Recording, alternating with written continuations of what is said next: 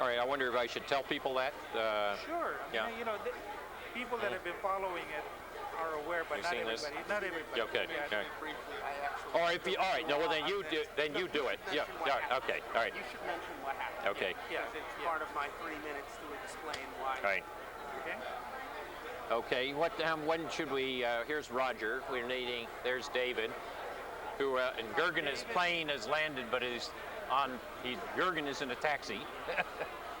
His plane was late, but has landed. So we're missing. Who are we missing? Are we going to turn on the screen at 5 o'clock to see what has happened?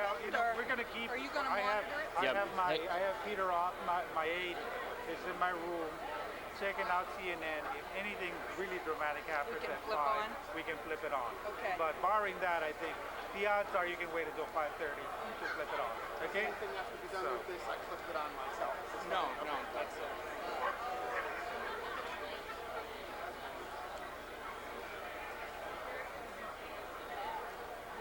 Okay. It's 5 after. I think we might as well. What do you think? Got a nice group here. Yeah. Should we take more time, or should we start it up? I think you've got. I would give yourself another minute. And then, Okay. Get started because you want to Right. allow enough time, especially some of the Q&A at 6 o'clock. Right.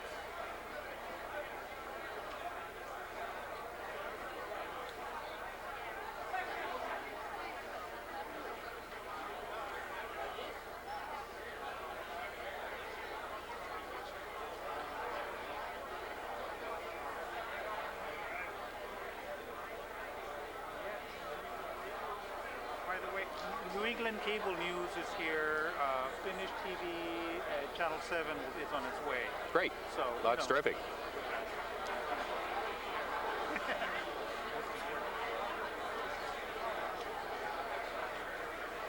Okay, it might be good to just. Okay. Let's see. Are we on? All right. Let me welcome you all to this Kennedy School Community-Wide Forum on the American election, the never-ending American election. We have before you a group of faculty from the school, and David Gergen, who he was in an airplane but now is in a taxi, will be here in 10 minutes. So there will be a person in the seat at the other end. And each of these faculty members has been asked to speak for 3 minutes. And the real test is not what do they know about the election, but can a Kennedy School faculty person really limit themselves to 3 minutes? Because what we'd like to do is have all of you participate. So after you've heard from the faculty, then we're going to throw it open for comments and questions and observations from all of you. None of us have the answers. I must say that it's been an interesting election, to say the least, at least from the Kennedy School point of view. Of the 100 Kennedy School alumni who are running for various offices, both national and at the state level, I'm pleased to report that 75 won, 23 lost, and 2 we still don't know.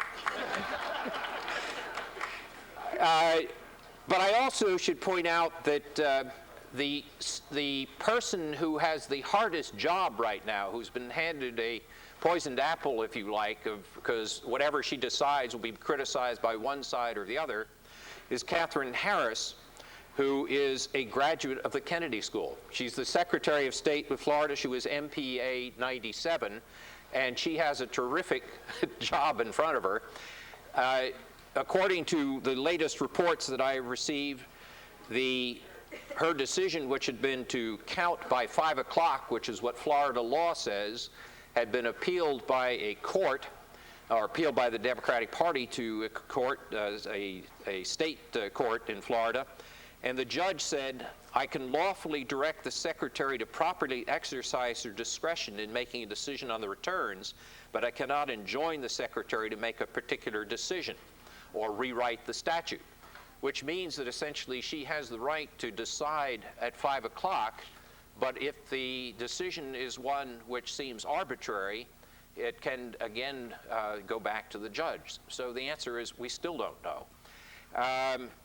Let me say, before I turn to Fred Schauer, who is our academic dean and a lawyer and should therefore be first in our list, that we ought to keep this in a little perspective. I mentioned Catherine Harris, who is an MPA of 97. Let me mention another student, Maria Caballero from Colombia, who recently wrote an article describing the elections in Colombia.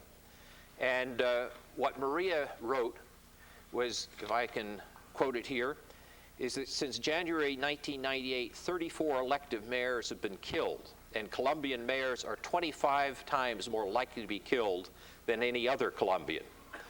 In Santander State alone, paramilitaries caused 16 candidates from different political parties to resign.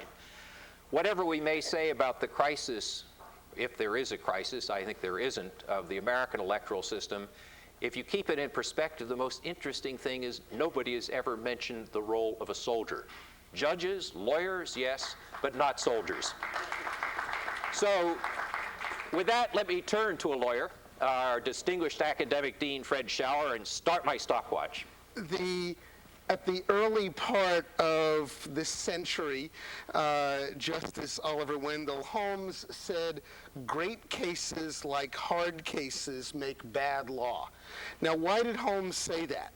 I think he said that because in ordinary, routine, mundane, garden variety cases, the most immediately applicable legal rule governs, and nobody thinks that there's anything wrong with that, and nobody struggles to press against the most immediately applicable ordinary mundane rule. When the question is the interpretation of the Federal Insecticide, Fungicide, and Rodenticide Act, Section 14E3B, you look up 14E3B, and that's it. In great cases, however, in hard cases, in political cases, it's often the case that a judge, any judge, is likely to say that there may be social, political, moral, ethical, or cultural factors that also ought to come into play. It is one of the characteristic features of the American legal system that judges are allowed to do that. That is, they don't get impeached, they don't get removed, they don't get castigated. They are allowed to make reference to extra legal factors in making their decisions. An example from the last century, a young man named Elmer Palmer was named in his grandfather's will. He decided to accelerate his inheritance. He killed his grandfather. According to the statute, he should have inherited. The court said, no, you don't. There are larger moral issues. That's exactly what's going on here. That is, let me go back to the decision today. One section of Florida law reads, if the county returns are not received by the Department of State by 5 p.m. of the 7th day following an election, all missing counties shall be ignored, and the results shown by the returns on file shall be certified. Another section says, if the returns are not received by the department by the time specified, such returns may be ignored, and the results on file at that time may be certified by the department. The lesson of all of this is that although we are looking at the courts, although many people are looking at the courts, it turns out that there are legally respectable, professionally respectable ways of deciding on either side of almost every judicialized issue that's come up over the last 6 days. That's why the parties and the candidates have both been in campaign mode for the last week, even though all the votes have been cast. That's why the newspapers and the other forms of mass media have been so concerned about the backgrounds, appointments, and party status of the judges, that we are in an area, Holmes's great cases, in which judges might very well go outside of the most technical part part of the law. It is part of American law that they are professionally legitimated in doing so, and that's why we ought not to think what we have here is just judges technically looking up the law, but a kind of process in which judges are, to put it most bluntly, policymakers. Thanks, Fred. Having heard about the courts, we'll now turn to Tom Patterson, who's the Bradley Professor of Government and the Press, who's going to tell us about the voters. Well, we've been doing the Vanishing Voter Project for the last year. We've been doing weekly national surveys, and there was no week during that period of time in which even as many as 50% of Americans said that they'd had a conversation about the campaign during the last day. And it's kind of ironic that the election day has to come and go before people really get interested in our election campaigns. In the past week, 80% said they'd had a conversation within the last day about the campaign. Reporter asked me this morning whether I thought recent events would lead Americans to be increasingly disillusioned about their political process, or whether it might increase turnout in future elections. And I think the answer is probably both. I think most Americans, unlike a lot of pundits, have kept their heads about them during the past few days. 85% agree with Joe that this is not a crisis, it's a problem, it's not a crisis. And a majority of them think that we've got to get it right, that somehow what we need to respect above all in this process is the voters' right to choose. But at the same time, they're quite turned off about the process. They, by 2-to-1 in our most recent poll, expressed dissatisfaction with the election and the aftermath. They fault the ballots. They would eliminate the Electoral College. They're generally unhappy, and we found this throughout the year. They're generally unhappy with the electoral process.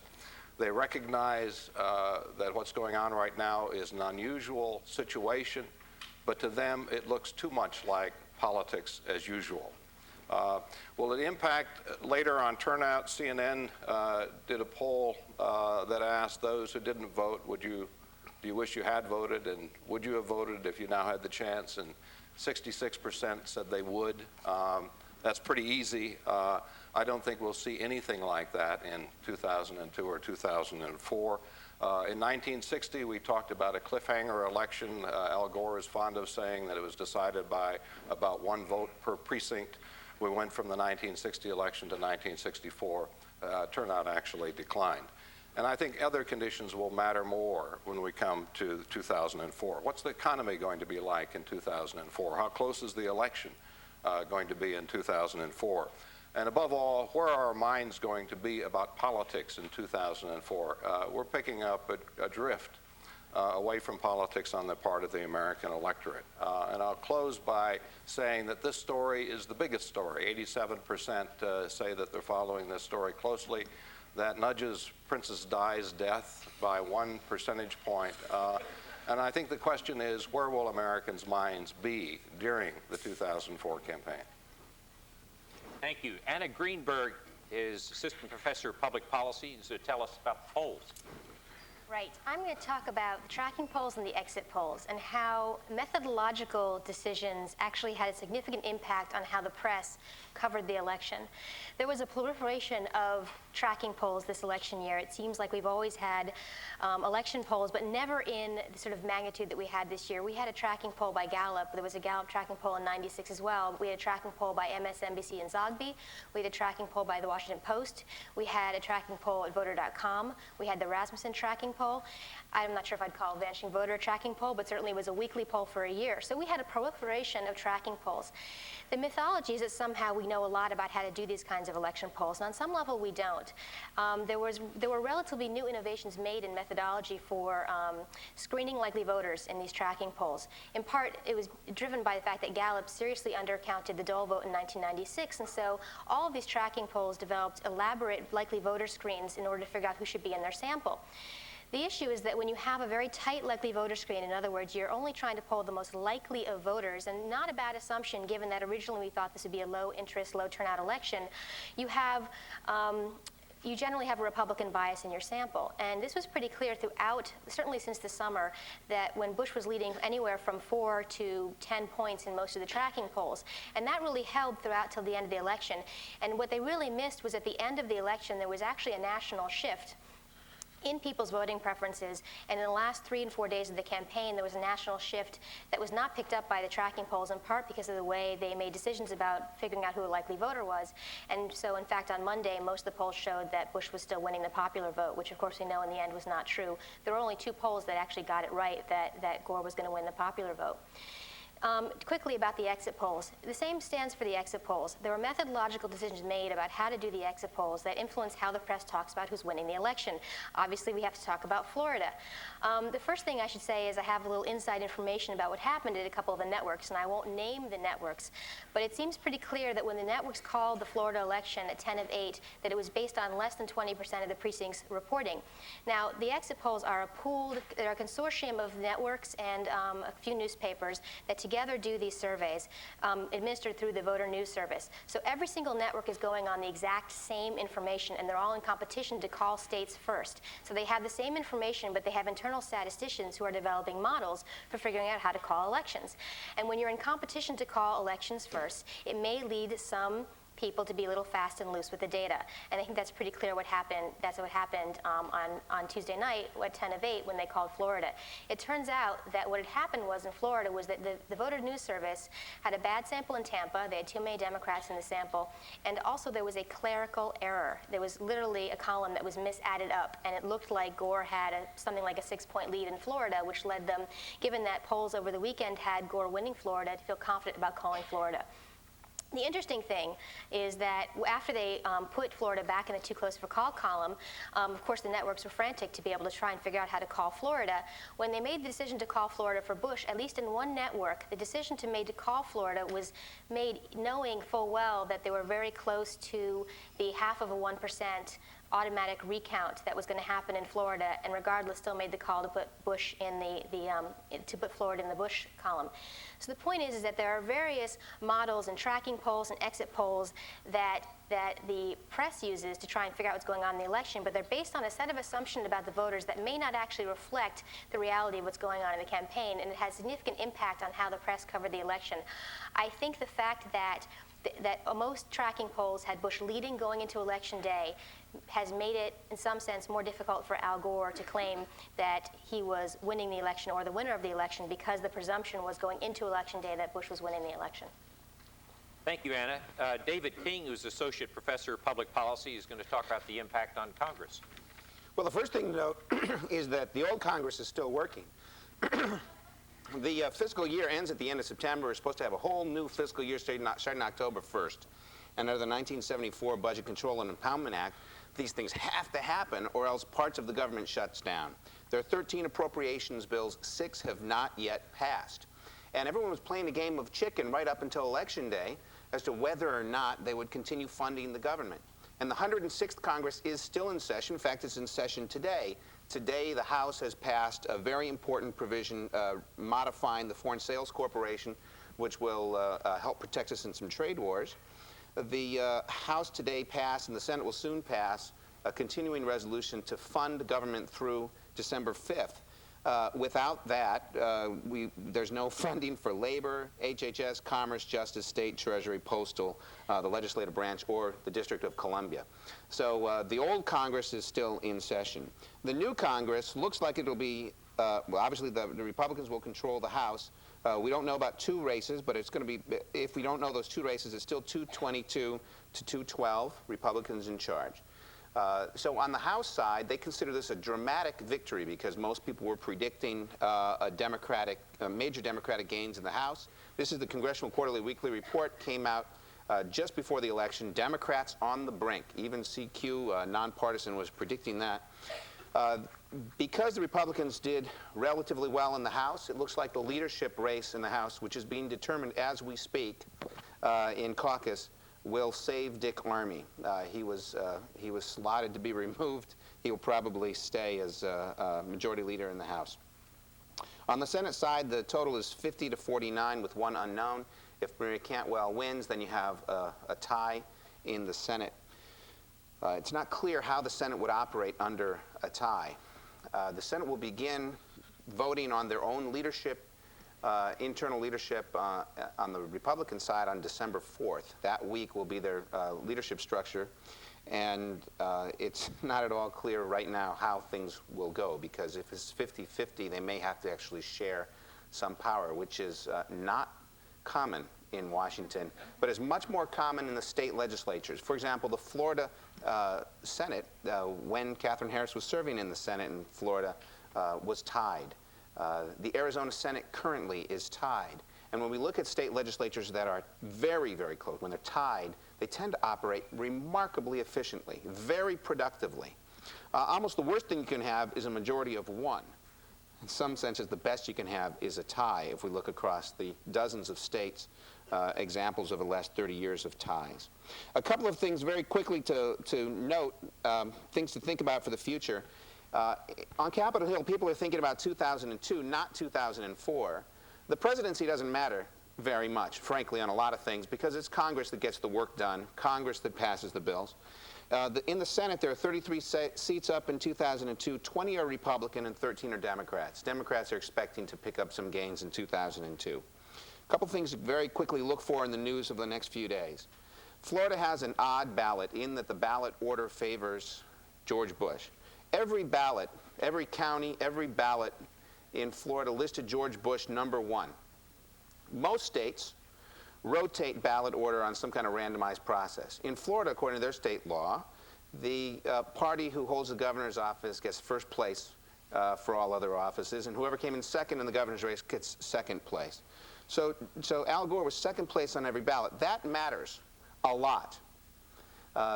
Political science estimates, the best one has about 2.5 percentage points for low salience races. If we figure just 1/2 of 1% difference made by ballot order, in Florida that's a boost for George Bush of 14,551 votes. Ballot order, a simple decision like that, may very well have determined the outcome. Look for a lot of debate over ballot order. Second, look for more debate about non-voters. 41% of American eligible voters didn't vote, a lower turnout than in 1992. Despite all this clamoring we hear from the networks about high turnout, the high turnout was in the battleground states. And the people who don't vote are different from the people who do vote. And finally, expect to hear a whole lot more about Ralph Nader. Without Ralph Nader's votes, Al Gore would be president. And what is the proper role of third parties in a clearly two-party system? Expect a lot of debate over the next few years. Thank you. Thank you, David. My script here says that I'm supposed to now say 3 minutes about the impact on foreign policy. A week ago, the Financial Times asked me to write an article on this the day after the election, and I rashly said I didn't think there was going to be a very large impact on foreign policy. And today I'll even more rashly say I agree with myself. First of all, is the American public deeply divided? No, in fact, most of the voters are in the center, and the parties went to the center because that's where the votes are, and that's why you got a Congress which is as closely divided as it is, and that means, in fact, we're going to have gridlock. We're going to have gridlock even before this imbroglio in Florida. So in that sense, as we go back to a forum that we had here, or the community meeting up in the top of Taubman 2 weeks before the election, when Mickey Edwards and others pointed out, don't listen to what they're saying, it's a question of what the Congress will allow, I think that's pretty much true, remains true. The key question is not whether they're going to have gridlock, but are we going to have embittered gridlock? Is there going to be such a deep disillusionment, particularly as this drags on, that you're going to have a very resistant group on either side, no matter who wins? That could make some difference. We don't know yet until we see how long it drags on, how that will play. But there's another phenomenon, which is I don't think it'll affect American foreign policy in a time of crisis. It might affect normal things, but not a crisis. In a crisis, there's a strong tradition of rally around the president. And I think that's true no matter which of the two candidates eventually succeeds. There's another dimension on foreign policy, though, which is what's going to be the impact on America's soft power? Soft power is our cultural and ideological appeal. And I was talking to a friend of mine who's an ambassador in a major European country this morning, and I said, how are they playing it in your country? And he said, they're thoroughly enjoying the American embarrassment, but there's no real loss of respect for American democracy. If we don't let this drag on too long, if there isn't too much of embitterment in the results, we're not in a crisis, and if we do get in a foreign policy crisis, I expect there'll be rallying around. So the outcome, I think, in foreign policy will be not all that different. Rash prediction, but you can check me on it a little later. Now let me turn to Bonnie Newman, who's our executive dean, who's going to say something, I believe, about the impact on transition. Thank you, Joe. Executive deans are very practical people because they're concerned with the effective administration of organizations, and presidential transitions are no exception. Under the best of circumstances, presidential transitions are quite challenging. From election day to inaugural day, you have 10 weeks, 2 of which house important holidays in this country. And during that period of time, we expect a president-elect and his or her staff to assume control and management of the most influential organization, most powerful government in the world. Believe me, ladies and gentlemen, this is not a simple task under the best of circumstances. It usually involves 18-hour days and 7 days a week of very hard work by a very aspiring team who have come typically not off the campaign trail, but rather with a more organizational view as to what needs to happen in order for the president to take effective control. It's also time-consuming because a number of background checks and clearances are required, particularly for cabinet positions and key White House positions, to enable individuals to have access to the classified information necessary for them to be able to do their jobs literally the moment the president-elect takes the oath of office, and albeit he heads down toward the White House in parade mode, should something happen either in the country or anywhere around the world, that individual and his staff need to be prepared to assume full responsibility as Commander-in-Chief and Chief Executive of the United States of America. Fred mentioned that we continue to be in campaign mode. I would suggest that that is problematic for the management task that is ahead of both of these teams. I would not be so naive to expect that neither gentleman has not thought of who he might like to have as part of either his cabinet or White House team, but it is premature to be able to actually make decisions, and certainly inappropriate to begin to do some of the clearance work that is necessary.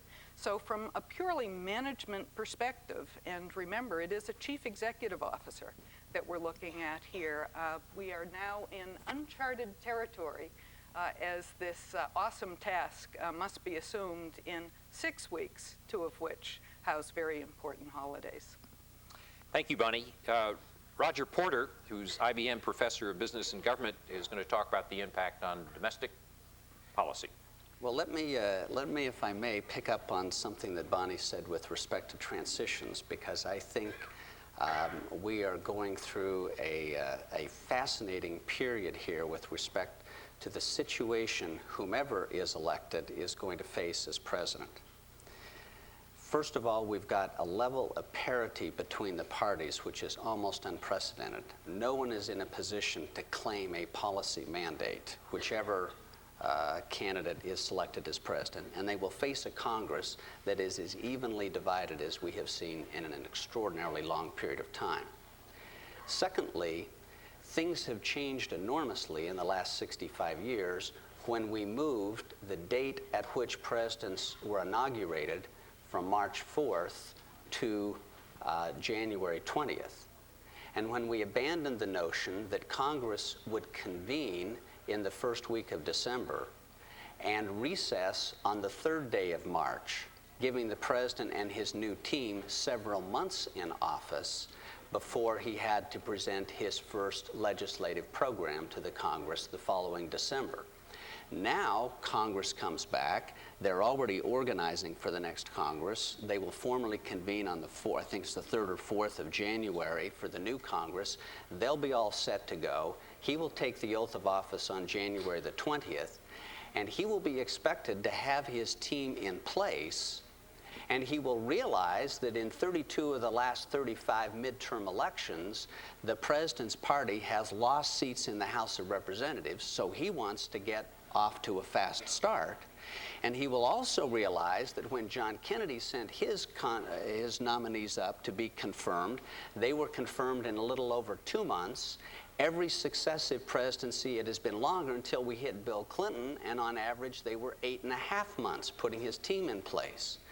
So we've now got this huge uncertainty out there as to who it's going to be. It's very unseemly, as Bonnie points out, for a president, potentially president-elect, to be naming his team. And yet there's an enormous amount. If you've been involved in a transition, you know the enormous amount of work that needs to be done, which is one reason why getting a resolution of this issue fairly promptly is important. And we want that in the country, and yet at the same time, we are as committed as any people I have ever seen to fairness and to due process. And my fear is that we're going to end up having this roll into the legal court system, which is going to prolong it, which is why I hope that there is a compromise reached between the two parties that can bring this to a resolution without having it drag out in the courts, because I think that is going to hamper whomever is elected as president when they take office under extraordinarily difficult circumstances. Thank you, Roger. Senator David Pryor, who's director of the Institute of Politics, is going to talk about electoral reform. Thank you, Dean Nye. Let me say, and I know I speak for all of us here this afternoon in the forum, how very much we appreciate the opportunity for all of us in the Kennedy family, Kennedy School family, I should say, to come together and sort of have a moment of sort of catharsis, if nothing else, and talk this out, because this has been extremely emotional for all of us as individuals, and I'm sure as a body. I got my job here at the Institute, thanks to Dean Nye and others, because of my immense knowledge of the American political system. For example, I predicted 2 weeks ago that this election was not going to be close. I said that this is going to be a runaway. I don't know whether it's going to be Gore or Bush, but it's going to be a runaway. And all the media people are talking to each other, and they're afraid to veer from the norm, and they're saying it's close. So I was wrong on that. 18 months ago, I'm quoted in the Arkansas Democrat Gazette headlines, Pryor says Hillary Clinton will never run for senator from New York. So that's how much I know about the American political scene, Dean Nye. This is sort of the Y2K of American politics. This is a delayed reaction to what we thought would happen New Year's Eve and so forth. But I look at this in sort of a different way. It is not altogether pretty. I talked to my friend Esko Aho, who's our fellow this semester at the Institute of Politics, our former Prime Minister of Finland, our friend. And I said, well, Esko, this was Friday, what do you think? And he says, well, he says, you have a very unique system. In Finland, we have election day. In America, you have election week. And it may be election month, Esko, before this thing is over with. I don't look at this as being all bad. When else have you heard the American people talk about our system as intensely as we're talking about it right now? When else have you gotten into a taxi cab and talked about the number of electoral votes that Tennessee or Ohio or California or Massachusetts might have? Or to examine the Electoral College that has been with us since this country was founded? I think to some extent it shows not the weakness of our system, but perhaps, as Watergate ultimately did, the strength of the American political system. I know that myself, I have long been an advocate, and I brought some of the old debates here from the congressional record and going back to 1979, when I would introduce amendments to abolish the Electoral College. I've always felt, and maybe I've missed something, and maybe certainly I have, but I've always felt that we needed a direct election, and I know that there are arguments against that, but I have always felt, at least for myself. Well, I think we're about to have an enormous evaluation of how we elect public officials, and I think to that extent it's going to be good. And finally, whichever side might win, whoever candidate might be sworn in January, somehow or another I think that an inaugural ball is just not going to be in keeping with the moment. Thank you. Thank you, David. David Gergen, who's a professor, public service professor of public leadership, is also co-director of our Center for Public Leadership, and he's going to tell us something about the long-term impact on the presidency. Thanks, Joe. Well, I just came from Washington where everything was perfectly clear. As I was getting on the aircraft, I saw a longtime leader of the Republican Party who exclaimed at some length at how his party had messed this up and had missed every opportunity, had not understood to challenge and get recounts in Florida and the key Republican strongholds, had not understood to get in there quickly the way the Gore people had allowed the Gore people to get the upper hand in one area after another in the public dialogue, and now we're about to lose it. And I got on the aircraft, and there was a leading Democrat who came up to me and said, "I can't believe how we Democrats have messed this up and how we're about to lose it." So I'm glad to come here to Cambridge where no one ever disagrees about anything. My sense is that one should distinguish between the short-term and the long-term impact in terms of the presidency. And that is, there's very little doubt that the new president will be weakened by this past episode. There's no clean and clear way to come out of this without being weakened, and I think both candidates in fact have been diminished by the way they have responded to this over the last 7 days. Neither candidate has shown the kind of statesmanship or forthrightness or articulated for us what we're going through in a way that suggests strength. You know, it's going to be very hard when this is all over to someone to pop out of a box and say, "Here I am, your national leader." You know, when they've been hiding from us for the last 7, 8, 10 days, whatever it's going to be. I regret that. I think Roger has an absolutely vital point about the transition, that these transitions are extraordinarily short now. They're precious time, and days are dwindling away here in ways it's going to be very difficult to organize a government and to hit the ground running.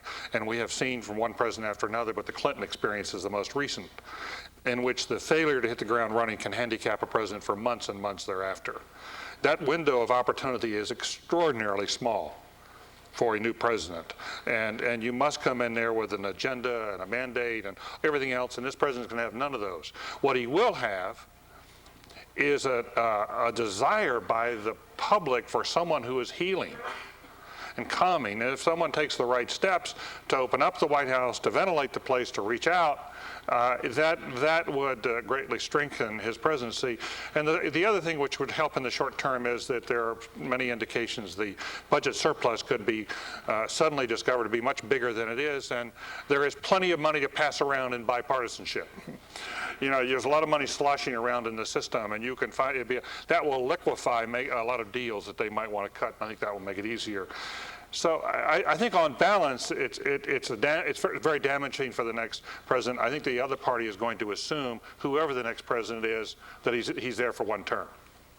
There's going to be a widespread assumption on the part of the other party. In fact, there are some Democrats who would just as soon have have George Bush get this on the Congress, and there are some Republicans that just as soon see Al Gore get it, to go back to Roger's point about what happens in the midterm elections. And the Democrats, if Bush gets this, will assume we can take the Congress back in 2 years, we'll take the White House back in 4 years, and then we'll get our agenda done. We'll just take a pass now. And by the way, there may be a recession coming. Why don't we just do it on George Bush's watch? You know.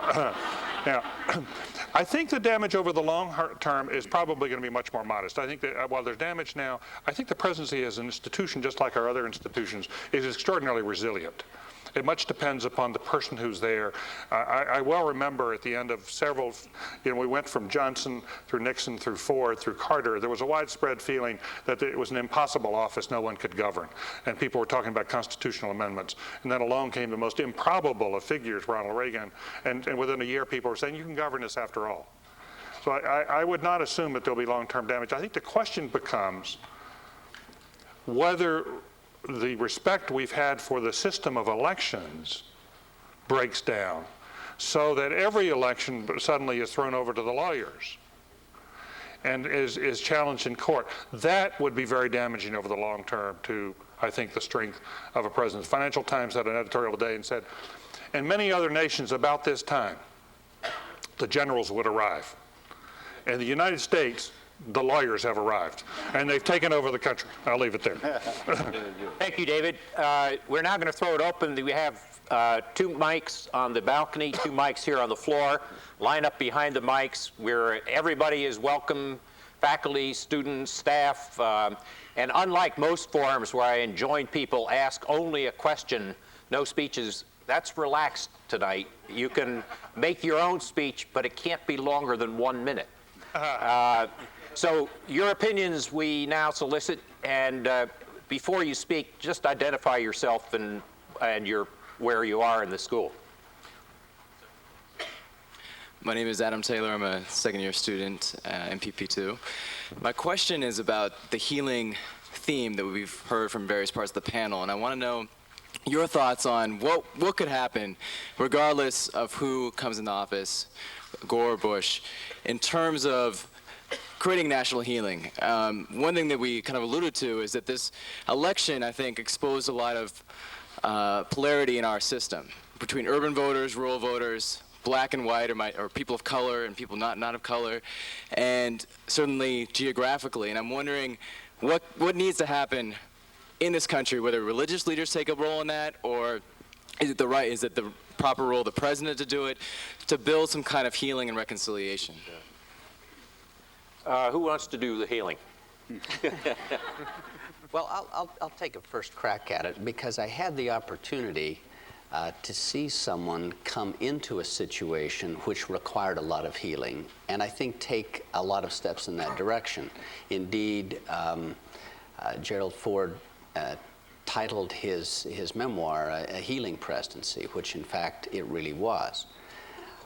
He came in under a very difficult set of circumstances where the nation was divided over Vietnam and traumatized by what had gone on with respect to Watergate. And in his first month in office, did precisely the kind of things that David was mentioning. He invited in organized labor as well as business. He invited in Democrats as well as Republicans. He held a series of bipartisan leadership meetings as opposed to Republican leadership meetings on a weekly basis in the White House. He basically said, not only in words, but in deeds, that he wanted to be president of all the people. He instituted a series of meetings with his economic advisors that included and brought in leading Republicans and leading Democrats from outside the government, Otto Eckstein, Walter Heller, Paul Samuelson, as well as Milton Friedman and Herb Stein and other notable Republican economists. And he would meet with them and listen to them.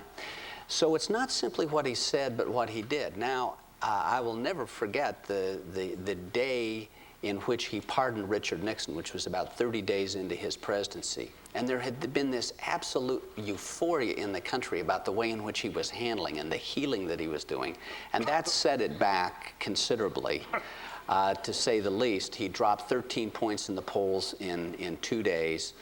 And there were just a whole set of people who, after that, were just unwilling to allow him to be the healing figure that I think he wanted to do. He was consumed at that, in his defense, he was consumed at that time by spending about 25% of his time trying to figure out how to deal with Nixon. He wanted to get it behind him and the country. He thought this was the best way to do it. To this day, he says if he had to do it over again, he'd do the same thing, but he didn't realize the heavy political price he was going to pay. But he recovered after that, and I would say over the next couple of years, he will probably be remembered for that. And I agree with David wholeheartedly. We desperately need that kind of figure who can work constructively with the Congress. Because if the voters have said anything over the last 5 or 6 elections that we have every 2 years, it's, we don't want you people back there just producing gridlock. And if you can't get the job done, we'll replace you with someone else. And in fact, Bill Clinton has discovered that he can work with a Republican Congress pretty successfully. And they have an interest, as he does, in getting some legislation produced. And if you look over the last 8 years, we've gotten a lot of legislation through as a result of a willingness of the political system to work together. So I remain cautiously hopeful that we are going to get someone in place who will recognize the need to have the kind of healing presidency that you describe, and that we will get at least a modicum of that. George Bush has claimed that that's the kind of leader that he is. If he is the one who is elected, we'll get a chance to see how skillful he really is at it. Bonnie, you want a quick note on that, and then we'll turn to the other mic. Very quickly, and I agree with Roger that the need to be constructive and conciliatory really is important. I think the new president will have several opportunities to do just that, and all within the first 10 weeks. The first will be the appointment of his key White House staff and his cabinet. Should he choose to include persons from the other party, I think that would be seen as a reach out toward that kind of reconciliation. The second will be the symbolism associated with his inaugural. That is a very important and traditional event in this country, and it will be able to help set the tone for the new administration. And I'm missing my, oh yes, the State of the Union address, which will be held at the end of January, will be a very fine opportunity for him to appear statesmanlike and reassure not only this country, but I think the world, as to what his agenda is and how this country has come together following the unusual nature of this particular election. So 3 good opportunities very quickly to set a tone and accomplish some of the objectives that both Roger and David spoke to. Yes. Thank you. My name is Rick Miner. I'm a student here at the Kennedy School. And as a couple of you have already mentioned, the time between now and the inauguration is very short. And yet assembling the cabinet is all important. Personally, I don't see a problem with having parallel efforts to assemble a cabinet and administration. Why aren't they doing that right now? Is that because of trying to avoid adding fuel to the fire in terms of press? Or is there something else that I don't see? Let's see. David, do you want to take a crack at that? Well, I want to first of all support your proposition. I think both groups should be moving expeditiously to pull together transition teams and a shadow government. I think that they have been slow about it because when George Bush started down this track, the other side blasted him, and he got a lot of he got some heat in the press, and it seemed to be he was accused of being too grabby. So I think he backed away from it. But even so, I think both candidates should be encouraged. If this is going to go on, if it's going to, this may well resolve itself by Thanksgiving now. I think there's reasonable hope it'll resolve itself in the next 5 or 6 days. If it does not, they clearly should go on. I mean, and if it goes on beyond Thanksgiving, it should be derelict not to move forward with planning a government. In the balcony. Do you have a question on the balcony? I can't see because of the lights. Okay, well then let's come back to this mic here. Hi, my name is Vicki Coitz. I'm an MPP2, and I had a question about the media. The one thing that this has really brought to my attention is that there is a huge amount of competition for news out there, and there seems to be a huge proliferation of media sources that are competing for that scarce news. First, do you see this as a problem? And second of all, if you do you see any solutions to it? How can we reduce competition for news or make sure that we don't have, Dan Rather wanting to announce something so badly that they accidentally announce something that's wrong? Tom, you are professor of press and politics. You must know the answer. Yeah. Well, let me take a shot at it, Vicki. I think the media system has changed so fundamentally, and the level of and the intensity of the competition is so extraordinary that I think in some ways the premium value within the press is, particularly at certain times around certain activities, is time. Who's going to be first? And this leads to errors, misjudgments, and so on. And you'd like to think that in these kinds of situations that the way that you fix them is in part through sort of case studies of problems, you know, but I don't think there's a lot of kind of collective learning that goes on, and so many of the criticisms, for example, that surrounded the first 10 days, the coverage of the first 10 days of the Lewinsky scandal, you know, I don't think many of those lessons were learned. I mean, that was also a rush to judgment, and so almost any time one of these big stories breaks, you get that rush to judgment. You'd like to think that maybe shame would come into this, and somehow that shame would be the factor that would lead to change. You know, I certainly think there are many, many responsible journalists who are as troubled by this as you are, and are good voices within the system. But it's now so large, I think, and there's so many outlets that it's very, very difficult to resist the pressure to be out there when a story's breaking. Yes. Hi, I'm Heather Clayton. I'm a second year at the business school. And I think it's psychologically fascinating and also a little bit troubling that Hillary Clinton, when she first entered the White House, attempted to socialize about 14% of the GDP, and now she pledges that within her first 100 days in the Senate, she wants to fundamentally change the Constitution by altering the Electoral College. And the concern that I have is that that would shift undue power to large metropolises as opposed to keeping the current structure of states' rights. And I'm just wondering whether or not you could comment for me on that shift of power if we did, in fact, abolish the Electoral College. Well, I'm going to get one legal answer and one political answer. Fred is the expert on the Constitution, but David tried to do just what Hillary Clinton is accused of doing. At the risk of joining David Pryor in the ranks of failed political prognosticators, one of the important features of the Constitution makes it extraordinarily unlikely that that's going to happen. We can amend the Constitution only, except in the very rare convention process, but only with the approval of 2/3 of Congress, less important, and 3/4 of the states. In other words, in order to amend the Constitution, you would have to have 3/4 of the states agree. Then the question to be asked is, why would the 13 smallest states who are sufficient to block a constitutional amendment go along with this? After all, as you suspect, there would be a substantial redistribution of power in presidential elections.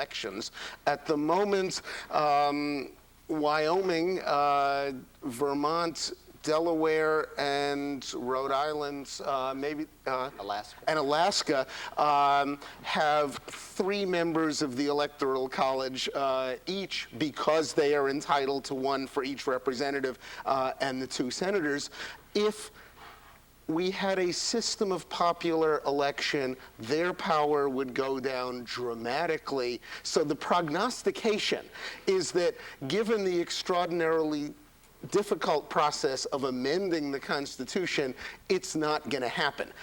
Your concern about what would happen if it did is exactly the concern that smaller states are going to have. Bear in mind that it is in the nature of the constitutional amendment process that most of it tends to happen under the radar screen for about 30 states. That's what happened with the Equal Rights Amendment. That's what happened with the Balanced Budget Amendment. Once you get up to about 30 states, all of a sudden there's an extraordinarily large amount of attention.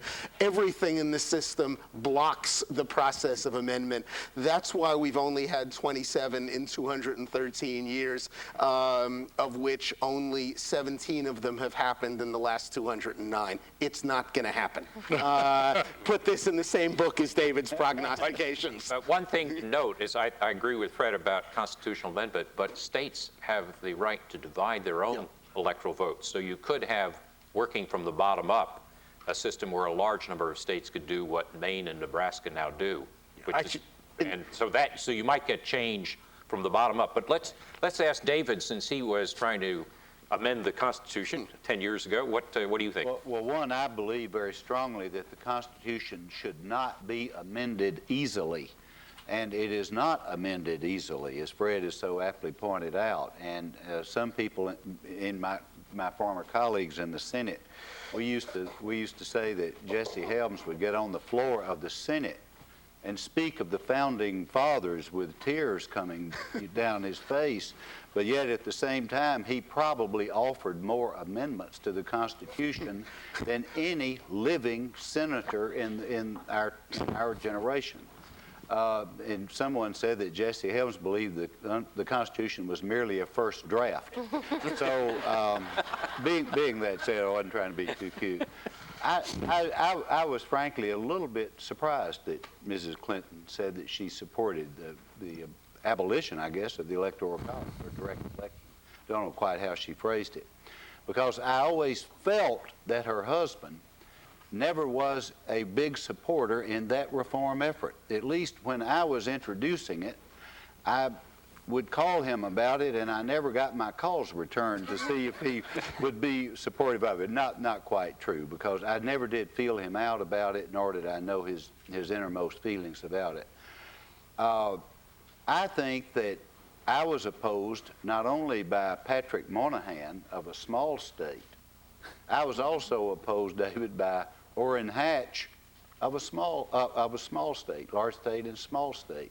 And both had arguments on either side how the doing away of the Electoral College would adversely affect their particular venues from which they came. So I don't think it's going to be done quickly. I think that we will see some compromise reached, maybe proportional or what have you. But I will still maintain that a direct vote is the most democratic.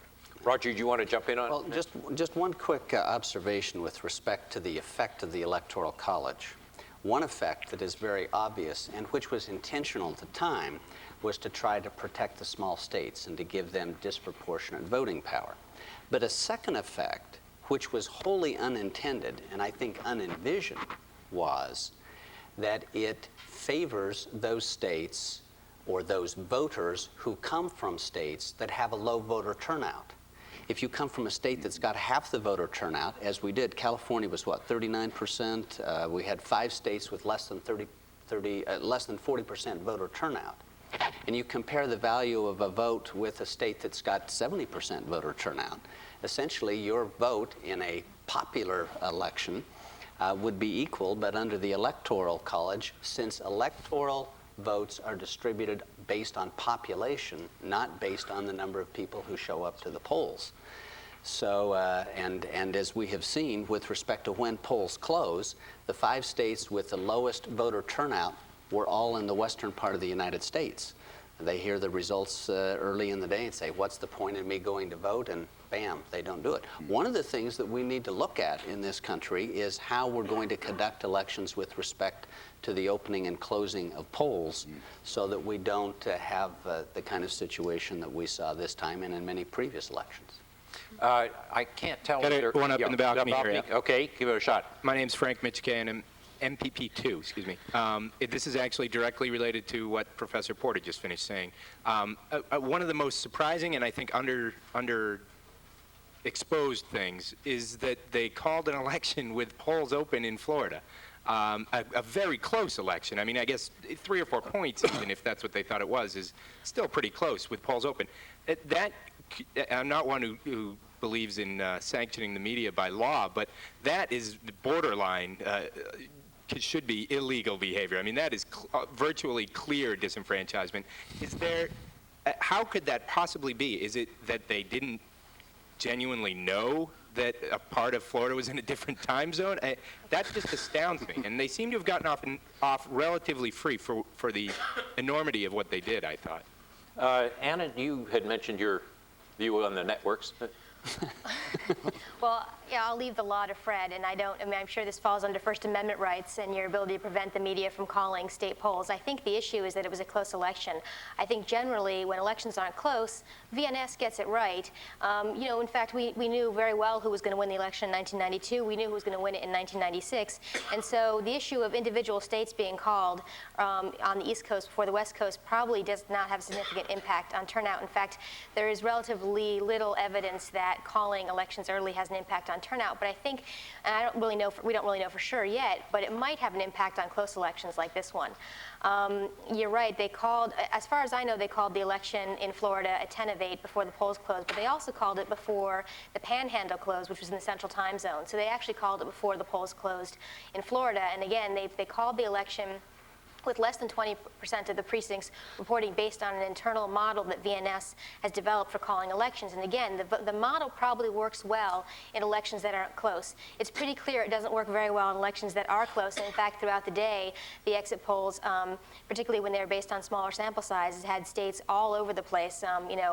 I guess we weren't supposed to know what the exit polls were before, but we did. And there were states where, like Iowa, where at midday, Gore was down 6 in Iowa, he ended up winning. So there's a lot of variation throughout the day in the exit polls as well. So again, I leave the legal question to Fred, but there's no question that in close elections, it's hard to call these states. Fred, is there anything you can do about that? Under current law, almost certainly not. One of the interesting things about a range of debates that include campaign finance reform, include exit polling, include the exact issue that you and Anna were just talking about, there's now developing the view out there that maybe elections are a special kind of environment, a special kind of domain, and possibly there ought to be special First Amendment rules about elections in general because it's a special kind of constrained and limited domain. That's not the law at the moment, but from a number of different directions, people are talking about it. Since the First Amendment itself is so brief, a lot of this is court-made law. It would not be inconceivable if in the next decade or two, the courts developed more and more along the lines of elections are special and different First Amendment rules apply. David? Frank, there was an embargo that was agreed upon by the networks in 1985. In 1980, Jimmy Carter said, okay, I give up, before the California polls were closed. We know that affected the turnout. There are good political science modeling to show that. Turnout was lower there.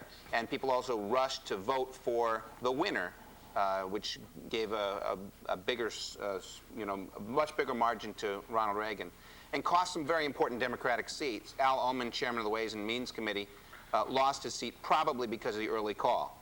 So then when there were a series of laws introduced in many hearings, and the networks agreed, we will never, I swear, we'll never do it again. We'll never announce before the polls are closed in the states. I think they messed up in Florida because they didn't know that the Panhandle was actually open. And if you look at the National Journal lists of when all of the poll closings were happening and the states were done, they all showed Florida closing early. CNN, everything showed Florida closing early. There was no little asterisk about the Panhandle. We don't know what would have happened had the call gone correctly. We don't know what the call is. Yeah, we don't know what the call is. I disagree with Anna about evidence on turnout. When people hear, when people in close elections, when people hear that Al Gore has won in Florida and we knew and is winning in Michigan and winning in Pennsylvania, a couple things happen. Some people will not turn out. Most people who don't turn out are people who are going to vote for incumbent. That's one part from the studies that were done in 1980. There are more Republican incumbents west of the Mississippi than there were Democrat incumbents west of the Mississippi. So this hurts George Bush. The second effect is a rally around the winner effect. If you ask people the day after election, for whom did you vote? The winner from the previous day gets a much higher percentage than they would have actually gotten in the vote. Because people want to say, I voted for the winner. Also west of the Mississippi, some of those votes that went for Al Gore may have been from undecided voters. We know west of the Mississippi broke dramatically towards Al Gore because they thought that he had won in Florida. So there are consequences to this. We don't know what the popular vote total would have looked like had this call not happened and had the networks actually known that Florida was still open? David, did you want to jump in on that? Or? Just wanted to add a couple of things.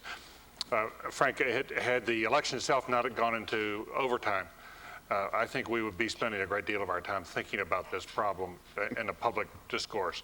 But simply because there's a larger story, it's squelching everything else. I happened to be working with one of the networks that night, and there was a widespread understanding that when that Florida was called, Florida was finished. Florida had finished voting. The panhandle part of this arose after the call was made, and it was surprised everybody I was talking to. So I think there was a general confusion on the part of the networks on that. There are going to be congressional hearings on this. I'm not sure that's the right way to go. In fact, I would think that's not the wrong way to go. But I do think there's going to be a lot of internal. There's a movement now going beyond the embargo question to the question of whether the exit poll projections should be held until voting is closed in the West. They go ahead and announce the tallies as they come in because they're public knowledge. But given the closeness of an election and the miscall in Florida and how when you added up Florida, Pennsylvania, and Michigan, it looked as if Gore were preciously close to winning the election. He was within 5 electoral votes, assuming he got California. Then I think everybody understood this is a bad way to run a railroad. And Tom Johnson at CNN and others now are looking pretty hard at it. There must be a better way to do these exit polls, and when we go with them. Professor Brown.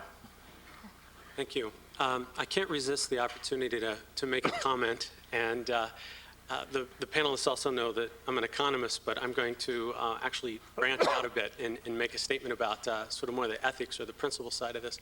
One of the comments that you hear more and more when people are interviewed on the street, on television, or just around here at the Kennedy School is people say, it's not about whether George Bush is elected, it's about respecting the results of the election. Or a Democrat saying it's not about whether Al Gore is elected, it's about the principle of every vote counting. And they're making their arguments based on some underlying principle. Yet my guess is that if we'd gone back 2 weeks ago and we took a poll of people and we said, we're going to have this uncertain outcome, the only thing, and we know everything that has happened so far, except we don't know which party is which. And you ask people what principle that they would use to decide this election, my guess is that the principles that they would choose would not be split along party lines.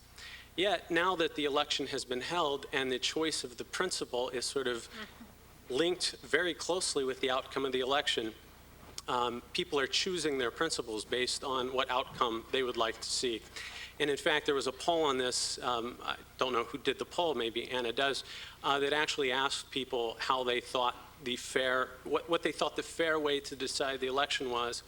And they asked them their party identification, and the correlation was nearly 1, that obviously the Republicans all were in favor of basically taking the vote as given, and the Democrats in favor of all the actions we're taking. And I think this puts a premium on making sure that we have clear rules and principles ahead of time by which to make these decisions. I'm interested if you have any comments on that. Fred?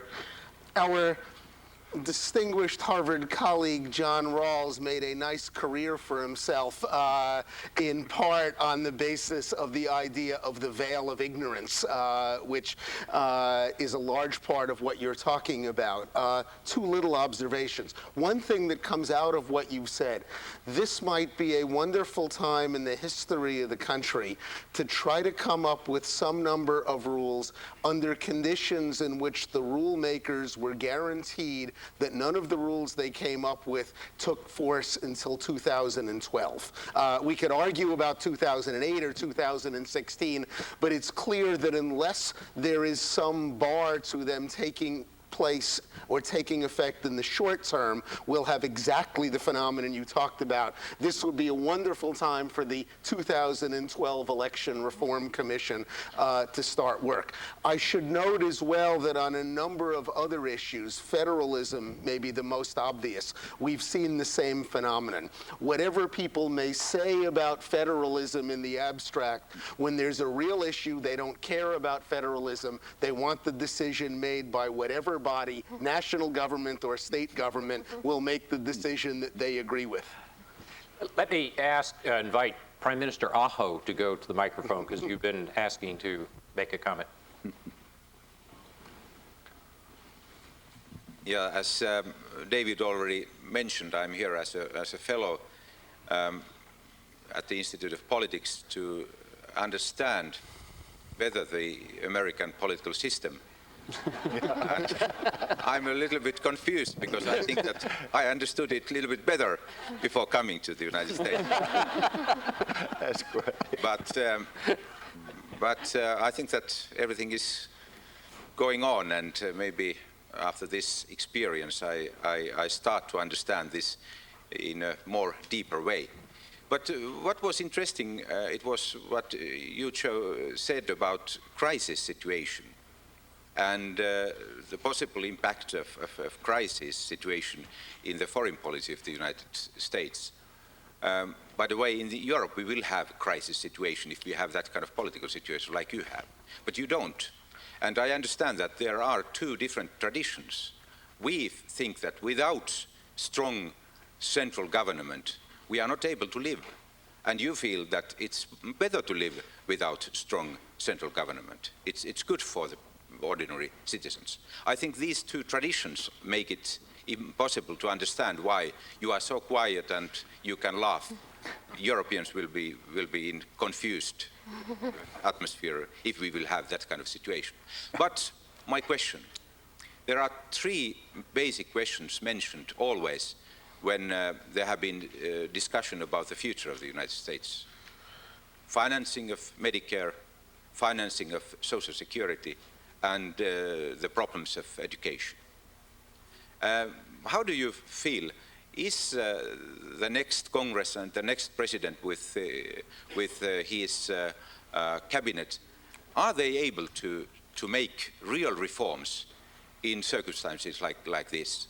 Or do you need some kind of crisis situation to be able to do something during the next 4 years period? Well, I think the key on that is going to be Congress. And David, you're the expert on Congress. What's the answer? It takes a consensus to make a major change when the Senate is so closely divided. Any major issue to get through the Senate, you need 60 votes because you need 60 votes to tell the other side to be quiet, to stop a filibuster. There is no consensus around how to solve Social Security problems on the big issues. For example, should we allow people to invest private funds into sort of the stock market? There's no consensus around Medicaid and Medicare. There is some consensus over reimbursing hospitals, and that's actually likely to happen in the lame duck session. But I wouldn't expect much movement on any of this. With respect to education, that's a campaign issue a lot of people like to talk about when they're running for federal office. But education, K through 12 education is governed at the state and local level with more than 14,000 elected school boards in the country. And there's very little leverage at the federal level to make much difference there. So on those three big ticket items, I wouldn't expect much movement. Look for incrementalism. David? David follows this very closely, and he may very well be right, but I would, to quote an old phrase, follow the money here. The Congressional Budget Office has estimated in the past that the surpluses over the next 10 years would be something in the range of $4 trillion. That was based on an estimate of 2.7% growth, economic growth. We've learned in the last 24 hours that the staff of the Congressional Budget Office has presented estimates to the leadership of the CBO that they think that the growth may be in the neighborhood of 3.3% over 10 years. That's an extraordinary increase in growth estimates. But if those were to be accepted, and I don't think they'll go that high, anything which knocks it up that much brings in the revenue estimates a lot higher. I think the estimate, the common thought is that you increase the growth estimate by 0.1%, and it means additional revenue of as much as $175 billion over 10 years. So if you raise it up 0.6%, you can see what the number would be.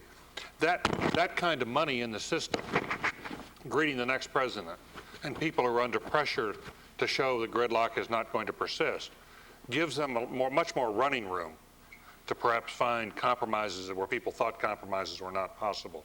That's the only thing I would suggest. The CBO estimates are coming out in January. We'll have to see where they go with it. But CBO is widely accepted on both sides of the aisle as a nonpartisan operation and very professional. And the blue chip forecast is much closer to 3.3 than it is to 2.7. So there is room here. Now, if the economy starts sliding badly between now and then, that might take some of the sheen off those numbers. But don't you think, David, if there were a lot more money slushing around the system, it might be easier to reach a compromise? And one of the untold stories of the closing days of the 106th Congress has been just how much money they've spent. It's just astonishing that the seven appropriations bills that they managed to pass, they passed by saying yes to everybody. They're well on the way to spending the surplus. I think they'll spend the surplus before they get to Social Security and Medicare. And again, on education, that's largely in the province of the states. As David points out, Republican-controlled Congress has managed to exceed their own budget resolution, which they passed with great fanfare, by over $50 billion in each of the last 3 years. That is, when there's money available, people will find ways to spend it. But let me remind us all of another simple reality of our American political system, and that is that nothing major will be done without the president's agreement. Presidents, Republican or Democrat, through the use of the veto, only have to get 1/3 of one house of the Congress to go along with them. There will be no deal on Medicare. There will be no deal on Social Security to which the president is not a party. Likewise, there will be no deal on Social Security or Medicare that is not done on a bipartisan fashion. There will be no way in which you can get it through the House or the Senate and the president to sign it. This is both a huge obstacle and barrier, and at the same time, it is a magnificent opportunity for the next whoever is elected president. The clock is ticking with respect to the 77 million of us who affectionately refer to ourselves as baby boomers, who are going to start becoming eligible for Medicare and Social Security in 2011 and then in increasing numbers. And if we don't act to make some reforms now, we are going to have a much bigger adjustment later. So there is an opportunity for whomever is elected president, if they are willing and have the political courage to do it, to seek a bipartisan agreement to deal with Medicare and Social Security. It's high risk, but the opportunity is out there, and it will not be done if it's not on a bipartisan basis. But I think, Esko, the moral of this, going back to your opening comment about the European-American traditions, is divided power is central to our system. In fact, the joke goes that the founding fathers decided to create a constitution which would make sure that King George could never rule over us again, nor could anybody else. Felicity? Felicity Spector from the Centre for Public Leadership. And I want to ask a question about leadership, really. It was one I asked to Johnny Apple from the New York Times on Friday, and he said if either of these two candidates had ever shown any signs of leadership, they'd be elected by now. So what I want to ask you is, if you were advising Bush or Gore, or both, these men, over the coming days, in the short term, how would you advise them best to show some form of national leadership in this, to get above the campaigns which are now back in force around them, the fundraising efforts, the polling, which no doubt they've already started again? Beyond all that and above all that, in terms of the national interest, how could they best show a lead? Well, David Gergen, you direct a center on leadership, so you could answer that, but I think we have some other contestants as well. But I think the opportunity to show serious leadership has passed. Yeah, neither of these gentlemen has stepped up to this in a way that I think many of us had hoped that was to call the other one and to sit down in a serious way and try to work this out and try to reach some sort of compact or understanding about how to proceed. And I think that is gone, and I think both parties are now going to play this to the hilt. And how it comes out, I think, is largely going to depend on what we find in the recounted ballots in a couple of these counties. And then we're going to face a very, very tough set of decisions about what's going to be accepted and what's not. My working assumption is if Gore piles up enough additional ballots in Palm Beach and Miami-Dade and so forth, and then they're presented to the Secretary of State, that she would bow to that reality, but I don't think anybody knows that for sure. Now, having said that, I think the first thing is how this all comes out. If it comes out in a way that we can all say fairly and squarely one candidate won or one and that we can all say, and then go forward and the other candidate can salute him, that's going to make it a lot easier to show leadership thereafter. If the candidate who wins gets there by muscling their way in there, then I think it becomes a totally different kind of problem. But I would hope that it ends cleanly. There's very little reason to believe, based on what we've seen so far, that it will. But nonetheless, one still hopes that it ends cleanly. And then I think there is the chance for the winner and the loser to get together, to have a meeting of reconciliation in which they both come out and pledge to work together in the future. And then the winner not only calls his own team, but begins to meet with and call members of the other party to his home, or goes out and meets with them, talks to the country. I think there are a variety of steps of the kind Bonnie's been outlining that would be available to the winner when it's over. But so much depends, Felicity, on what happens on how the thing is actually decided, and whether we think it's a fair, credible result, or whether we think one party manipulated the system to win. But I think what I would underline for what you said, David, there's still an enormous opportunity for leadership after the decision by whoever does not prevail, and that may in fact set them up for 204. Hey, yeah. David, you wanted to, Pryor. Felicity, I was just going to say that if I were advising either Governor Bush or Vice President Gore, I think right now I would do something that might be a little melodramatic, but I think I would try it anyway, because I think this time in which we're in requires something very special, because we're in a special moment in our history. I think that I would advise, if I were advising Vice President Gore, I would say, Mr. Vice President, let's pick up the phone, let's call up Governor Bush, and let's see if he would appear in a joint conference with you, a press conference, and sort of give a joint statement to the nation that whatever the outcome of this result is going to be, and maybe even discuss some of the parameters of how far each side is willing to go. I think to hear both of these gentlemen sort of say what is on their heart and mind, and say what they want to do for the country, and that they're going to put the country first, I think it would be soothing right now and would go an awful long way. Donna Ducharme, a student at the Kennedy School. I'd like to refer back to the question about Hillary Clinton and the Electoral College. She has said that she'll make her first bill that she proposes to the Congress, one to abolish the electoral system. And you've eloquently described how this would be very difficult to change. And I wonder what this means for Hillary Clinton to lose perhaps political momentum by getting bogged down in this issue, and what this will mean for her initially in the Senate and in her future political career. David, Pryor, though you've just spoken, maybe you should, what is going to be the effect on Hillary's political career? Well, if she tries this, generally I think the public, if they think that you're doing something sincerely, they're not going to hold it against you if you try and don't succeed. And I think if Mrs. Clinton would introduce this and really make a real effort to gain, to win this battle, I think people would say, well, at least she tried something, and she gave it a whirl. Kathleen Fox in the balcony.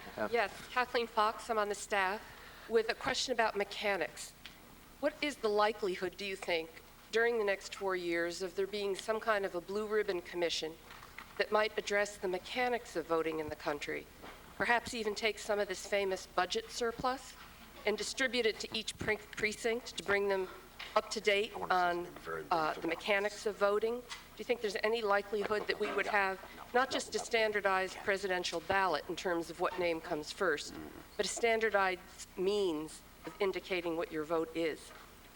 Let me ask Fred to do that. Maybe it's something we ought to study here at the Kennedy School. I should note, at the risk of being unduly legally technical in contrast to what I said earlier, Article 2, Section 1, Paragraph 2 of the Constitution provides each state shall appoint in such manner as the legislature thereof may direct a number of electors, and then it goes on. That is, the Constitution is explicitly and stunningly clear about the fact that as long as we have the Electoral College, the way in which we pick electors is for the states conclusively and absolutely. Now, we can certainly imagine a commission, a project that would, by the force of public opinion, the force of norms, create a sufficient bandwagon effect that everybody would feel politically and morally compelled to join the bandwagon. But at least at the moment, barring a constitutional amendment, no national body can tell the states how they can conduct the elections. I think my question was not about the Electoral College, but about whether when you go into the booth, do you pick up a pencil and fill in a bubble, or do you pull in a... I was answering your question. That is, the Constitution doesn't allow those mechanics to be taken out of the hands of the states and nationalized. Right. We're near the end of our time, so we'll give you the last question. Thank you. My name is Hiromi Miyauchi, MPA student. I came from Japanese government MITI. I'm very interested in American political system because it will give me a good example of one type of democracy. And well, one thing is very interests me is the American election system for the winner-takes-all system of electoral college. And I wonder whether this system reflects public opinion well or not. On the other hand, there is a split system in Maine. I think in a democratic country, reflection of public opinion is very important. In Japan, we have a problem that there is a large difference in number of constituency between rural and urban areas. Incidentally, I think the one reason the bureaucrats in Japan is criticized is partly because we make policies sometimes in lieu of politicians, although we are not elected by the public. My question is to reflect public opinion well. Do you think the winner-takes-all system is good, or the system of split, as in Maine, is good? Or what kind of system do you think is ideal in the U.S.? Anna, you're the expert on polls. What do the polls show us that the American public thinks of the Electoral College, and is it going to change? Well, in the elections, in the polls since the election, a majority, not an overwhelming majority, would like to see the abolition of the Electoral College. However, I would sort of state this with a caveat. I don't think people care that much. I don't think people think about politics very much. I don't think, certainly we know that only half of the eligible voters in the United States vote. So I think that this is a particularly salient moment, and people have asked the question on a survey, and a little more than half said, yes, let's get rid of the Electoral College, in part because they see how it's led to some of the confusion around who's won this election. But in general, I do not think this is an issue that is generally of great interest to people or they're particularly worried about, which speaks to this question that Fred brought up about how hard it is to change the Constitution. In order to pass an amendment in all these states, you would need activists on the ground in every state to care about this and want to do something about it. And I think that it's mainly elites that care about abolishing the Electoral College, not the general public. Well, we've come to the end of our time. I want to thank my colleagues for this, but let me end this by saying that this week has been a great lesson in democracy. And I'll remind you of Winston Churchill's comment that democracy is the worst political system except for all the others. Thank you all for coming. That was good. Yeah, that was good. Always good to be with you. That was really good. Yeah. Hey, we will find a room and we'll call you tomorrow. I think it worked out well. Well done, Jesus. Thanks for your help.